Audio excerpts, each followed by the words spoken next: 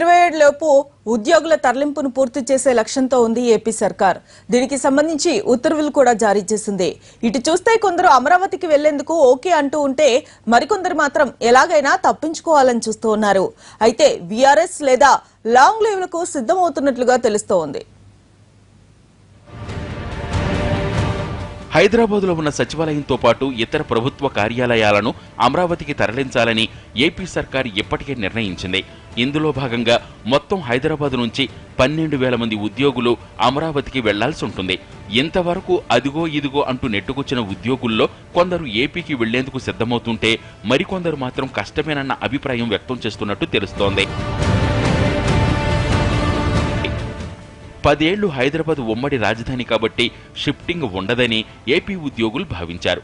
అయితే ప్రభుత్వం తీసుకున్న నిర్ణయంతో ఏం చెయ్యాలా అని కొందరు మల్లగొల్లాలు పడుతున్నారట. రిటైర్మెంట్ దగ్గరలో ఉన్నవారు లాంగ్ లీవ్ తీసుకోవాలన్న ఆలోచనలో ఉన్నట్టు ఉద్యోగ వర్గాలు అంటున్నాయి. వివిధ కారణాల వల్ల తప్పనిసరిగా హైదరాబాద్లో ఉండాలనుకుంటున్న వారు వీఆర్ఎస్ తీసుకోవాలని భావిస్తున్నారు. ఇప్పటికే చాలా దరఖాస్తులు ఆర్థిక శాఖకు చేరినట్టు సమాచారం.